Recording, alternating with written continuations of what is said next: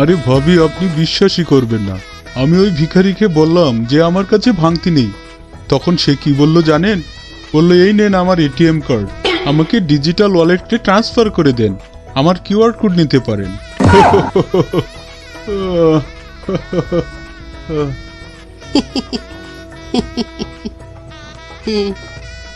এত খারাপ জোকস তো বলিনি আমার হিসাবে, একটু তো হাসতেও পারতেন ভাবিজি।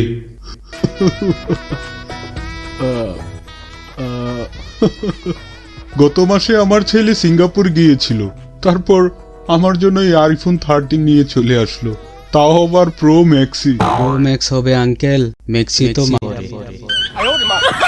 1.5 লাখ টাকা দাম ফোনের। আমি বললাম, বাবা এত দামি ফোনের কি দরকার ছিল? তারপর বলল, আমার টাকার কি কোনো অভাব আছে নাকি? আমি চিন্তা করে দেখলাম এটাও তো ঠিক। তাহলে তো আপনার ছেলে অনেক বড় চাকরি করে। তা নয় তো কি ভাবি, সরকারি চাকরি, মাসে 1-1.5 লাখ টাকা বেতন পায়। কাস্টমস অফিসারও এক মাসে এত টাকা ইনকাম করে না। হ্যাঁ বাবা, তুমি কি বললে? জি না, মানে আমি বলছিলাম যে আপনি কখনো মিরাক্কেল দেখেছেন আঙ্কেল? না তো, ওটা আবার কি? আপনি কখনো মিরাক্কেল দেখেননি? না আঙ্কেল, এটা হচ্ছে ইন্ডিয়ান কমেডি শো, আপনার তো ট্রাই করা উচিত। ওইখানে অনেক বড় বড় মারা যায়, জোকস, অন্য কিছু নয়। ও আচ্ছা। যে যত বড় জোকস বলতে পারে সেই জিতে যায়।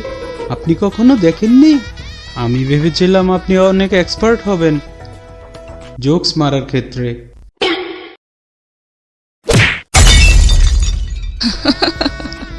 অনেক মজা করতে পারে আমার ছেলে। ইউটিউবার তো সব সময় মজা করতে থাকে। বাসায় চল, পরে তোকে মিরাক্কেল দেখাচ্ছি।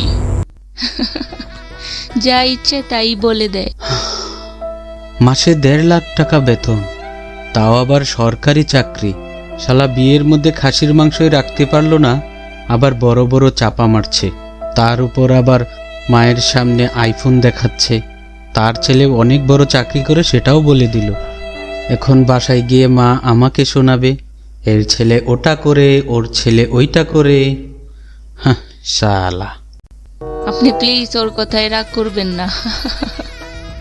কোনো ব্যাপার না ভাবিজি, বাচ্চারা তো মজা মাস্তি করতেই থাকে। হ্যাঁ একদম ঠিক, একদম ঠিক।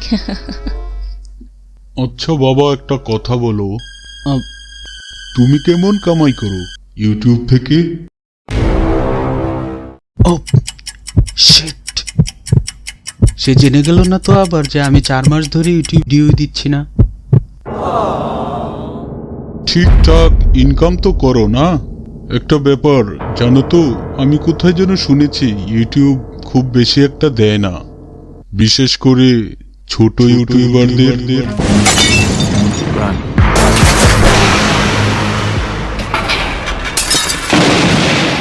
আরে কি চিন্তা করছো বাবা? হ্যাঁ জি, কিছু না আঙ্কেল। আরে লজ্জা পেও না, বলো বলো, কেমন কামাই করো? 20,000, 25,000, কত? জি আঙ্কেল, ইউটিউব তো আরো 30% কেটেই নিয়ে যায়। কি বলো, 30% কেটে নিয়ে যায়? তাহলে তো অনেক কম ইনকাম হয় তোমার। হ্যাঁ আঙ্কেল, ট্যাক্স ম্যাক্স সব কেটে নেওয়ার পর খুব কষ্টে পৃষ্ঠে এই মাত্র 3-4 লাখ। আমার বাবাকে অপমান! ছোট লোক, ইতর, বদমাশ! বড়দের সাথে কিভাবে কথা বলতে হয় জানিস না? চল বেটি চল, পারিবারিক শিক্ষার অভাব থাকলে যা হয় আর কি, চল। তাহলে এই ছিল আমার কপালে। আসলে সবসময় আমার সাথেই কেন এমন হয়? এতদিন পর তার সাথে আমার দেখা, তাও এইভাবে। জানি না কপালে কি আছে।